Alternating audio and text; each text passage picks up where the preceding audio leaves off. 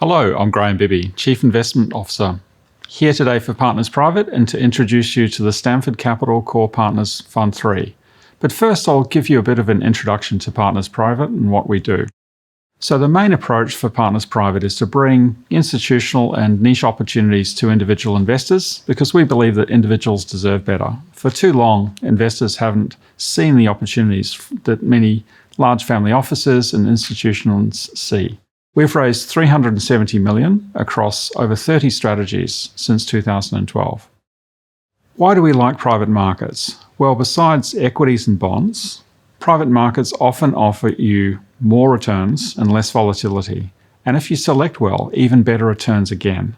There's many niche strategies underneath, and in particular, looking at the middle markets area is one particular approach. And you can also look at different strategies across the risk spectrum.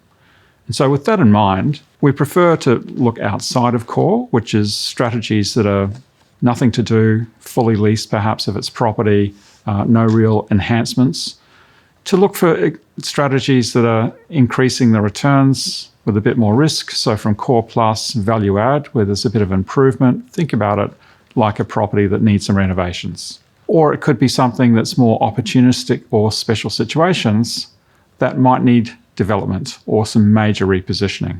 So we prefer the better returns from those areas with better managers who can address those areas well. We have a process and investment committee that supports the selection of this investment, and we do that through 4 people on our team, including myself. A very brief summary of our process. So we see a lot of opportunities globally. We don't just look for them to come to us. We do a lot of outbound research. And we have databases and contacts on thousands of managers. I will see 1,000 opportunities a year that come across my desk. And we whittle that down to as few as 100 to 50, and then undertake screening analysis, of which once we get through this process of due diligence, we're perhaps selecting 12 to 15 a year. The investment process includes deep due diligence into investments, legal, financial, and operational due diligence. And we have a rating process, and then that's scored. Through that process, some of those opportunities do get rejected, and we end up with those 12 to 15 opportunities a year.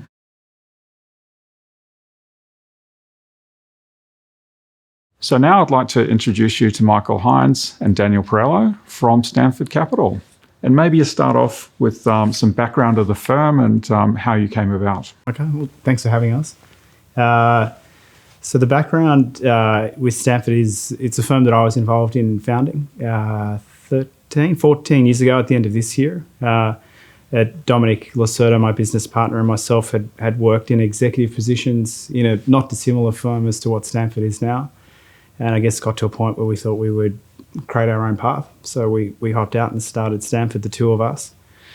We started principally as an advisor, arranger of debt capital. And that still is most of what the business is. So Stamford is probably the largest commercial debt originator in the Australian market. We have offices up and down the East Coast. We have an office in Adelaide, and we're just about to open an office in Perth. So I guess our main business is in assisting investors and developers in the commercial real estate space arrange debt capital. And as I say, that business has 14 years of pedigree now, and a headcount of circa 35 staff.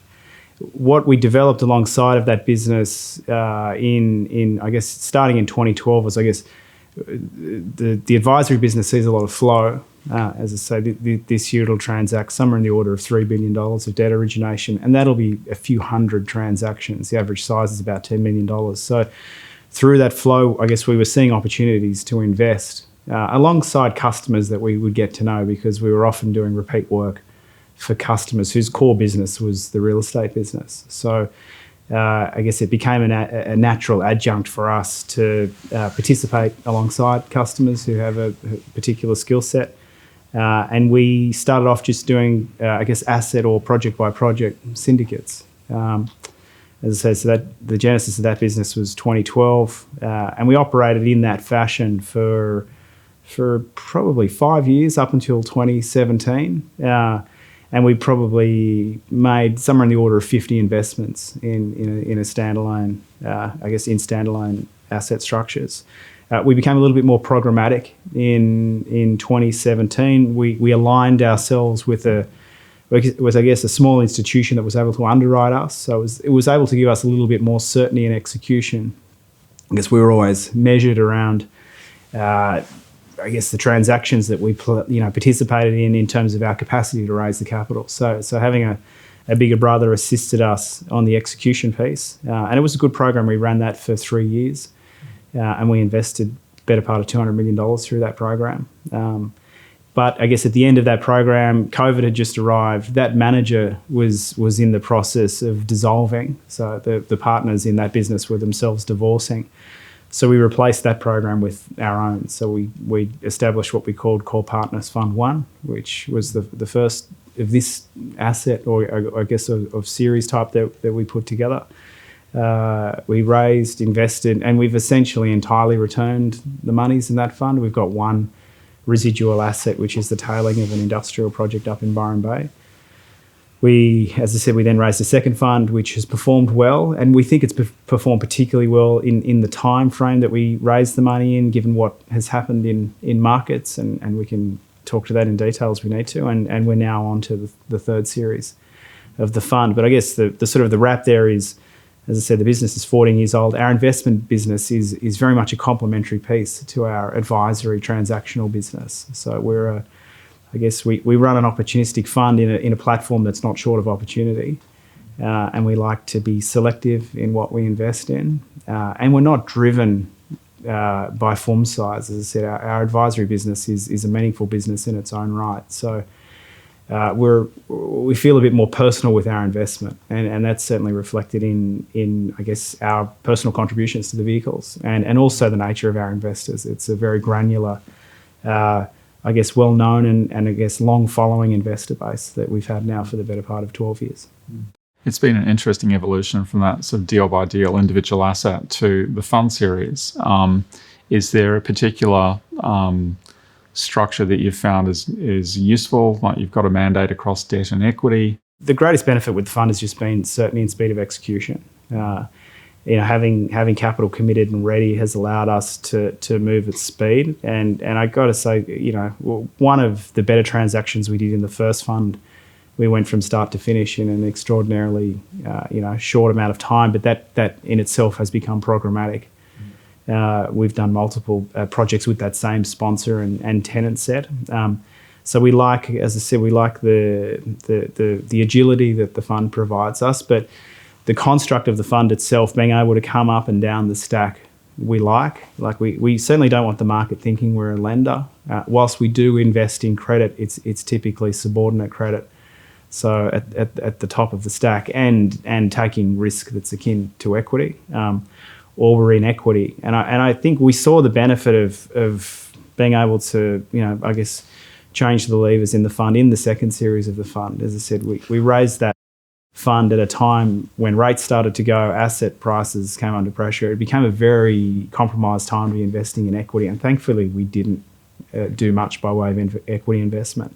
And that talks to the returns. They're certainly more moderate than in the first series, but I'm comfortable with the capital, and that we stayed below the parapet, and we were conscious of preserving capital in a pretty choppy environment.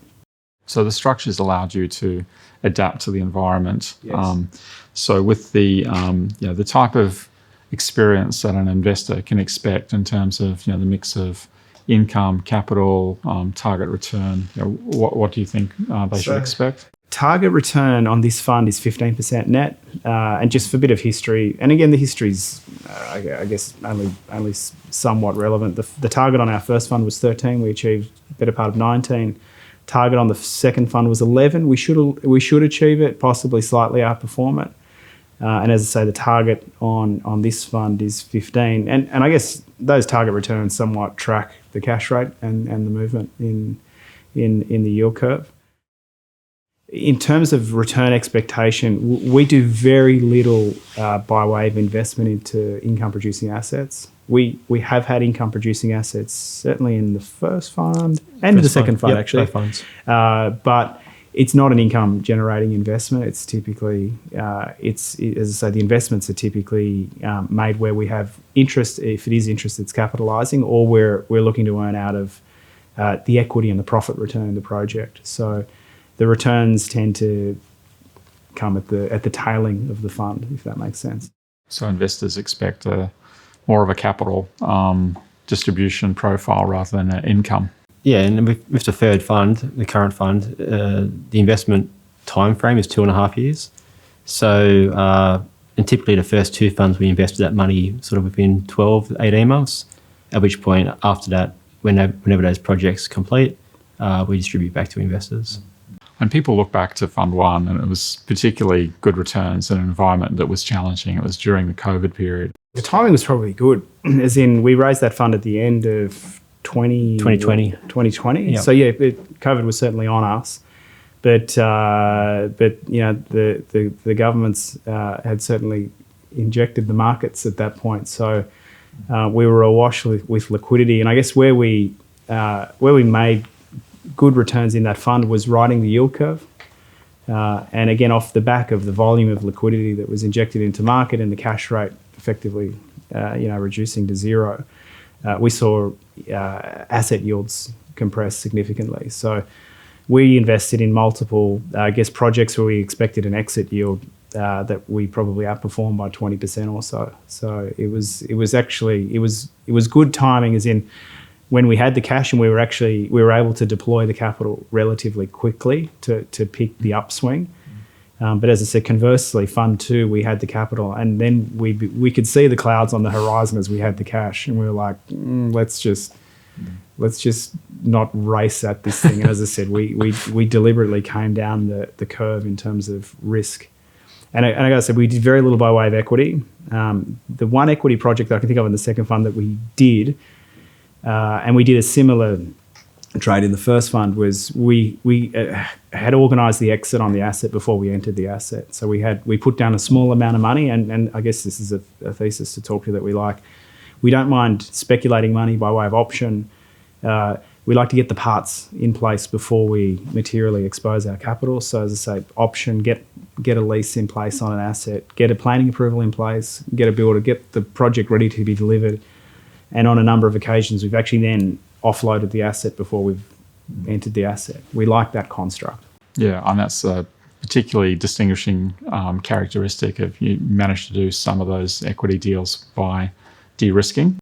Yeah, well, I think but a big part of it is, I've got to say, we do sit in equity. And as I say, where we sit in equity, we properly sit in equity is in we're always an executive in the SPV, as we hold directorship and we're party to key decision making. But I've got to say, our DNA still is a bit in debt. Our main business is debt, so we're very conscious of, debt's quite a process-driven exercise. You have the right parts in the right place at the right time. Like, we know how to follow that bouncing ball. So I guess we bring that discipline to how we invest. We're certainly not as cavalier as some developers, I would say. And look, good luck to them. They've got great risk appetite and vision that we don't have. We're not out in market generating opportunities. We're a capital partner. So we're backing thesis that's typically somewhat developed by the time it comes to us. And we're happy to sit there, and our returns, as I said, we're probably not making the returns that the developers are making on good days, but I think we make good risk-adjusted returns. Yeah, so that's on the equity side. So on the debt side, you're playing where others are maybe not playing if they're pure debt funds. So you're targeting mezzanine debt predominantly. Most of what we do in debt is mezzanine. And I've got to say, it's like we like being a mezzanine partner to a capital efficient sponsor. So we tend to find our sponsors or our borrowing partners with mezzanine are fairly traditional groups, as in we're only mezzanine behind a trading bank. We don't sit behind non-banks. And I say that the opportunity set doesn't exist so much because of the leverage that the non-banks will often provide, but we like a fairly stable capital structure. So as I say, a benign primary lender. And I've got to say, to access debt out of any of the banks, you need to be a pretty seasoned, organised sponsor. They're bloody hard to deal with. So a sponsor who can go through the rigmarole of borrowing off a major bank, we're often then happy to look at, because that's sort of the first vetting, if that makes sense. So as I say, we like to be mezzanine to groups who are being capital efficient. So groups who might have multiple projects, who are wanting to repatriate equity from something that's approved, pre-sold, under construction. They have the bank debt in place, and they're just being efficient with their use of balance sheet to use monies to option and run planning costs on their next project. That sort of style of sponsor we like. It's not a terribly deep market, I got to say. So I guess we're fortunate. We see it because of the breadth of our origination business. I'd say to do that kind of investment as a standalone thesis without the origination machine that we have would be very difficult. As I said, it's not a deep market, and the non-bank primary debt market has been so incredibly competitive since COVID. Yeah, and I guess this goes to the one of my next questions, which is about you see an enormous volume of opportunities potentially, and what is the deal discipline? How do you filter it down to deciding which are the best opportunities to pursue? Yeah, we do see a lot of good opportunity from our origination business. I will say, with time, that business has become better at identifying opportunities for the investments business. So we see a lot, but also we see a filtered amount as it's become better quality over time. I think by nature, our fund isn't $500 million. It's a lower sort of fund size, which by nature means we need to kind of be more selective what we're picking and choosing. So we do see a lot of deal flow, and then it's kind of in order, trying to work out where the best risk-adjusted returns are. Some deals make sense for mezz, some deals make sense for equity. So it's really, I think, just the sheer volume and the scarcity of our sort of fund capital means we are kind of ordering and selecting those best deals over time. Another part of that dynamic is, let's say, our debt originators are very active, and they're commission driven, and obviously as an arranger you don't carry the risk that you carry as an investor. So they're acutely aware that we're a fairly selective investor, and they need to, and we're very, I guess, deliberate with our messaging to them. They need to manage their customer's their customer. So, and I say to the guys often, we're not going to do every deal, but every deal we do has to be a good deal. So they're trained not to walk too far down the path, because there's probably nothing as offensive as sort of saying to someone, we've got a balance sheet, we'll look at the deal, and then we turn up and say, we don't like it. Nobody likes being told that their child's not a terribly attractive child, right? So I think that, that sort of dynamic creates its own discipline in terms of how they manage their customers and what the originators are bringing to us to have a look at. But as Daniel said, and I've said earlier, we have a footprint in market. So we have a fairly sizable origination team, but then we have a meaningful executive set within the investment business to vet and run diligence on the assets. And if it comes to that point, we capture the opportunity and we run the diligence. We don't run through Chinese whispers. So perhaps it's good to give a little bit more colour on the types of deals that you've done in the past. Perhaps as the nature of some of the corporate relationships that are there that are looking for solutions, and you're able to facilitate that. One we've done recently in terms of the mezz loan, that's what Mike was saying before, like good sponsor.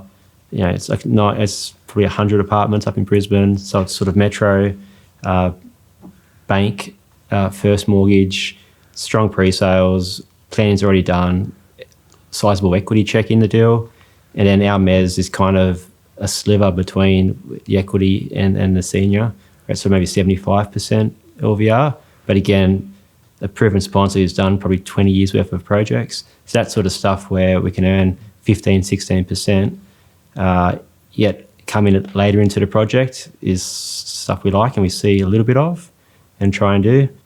We see a bit of stuff in sort of resi JV opportunities, and that again flows from what we see in the origination business. There's lots of resi developers out there who need equity, and we can really cherry pick the guys who we've seen perform over time, and they're the guys we want to back. And we do structure it in a way where we do protect our sort of capital, so we can prefer our return to theirs and our capital to the sponsor's return on the project.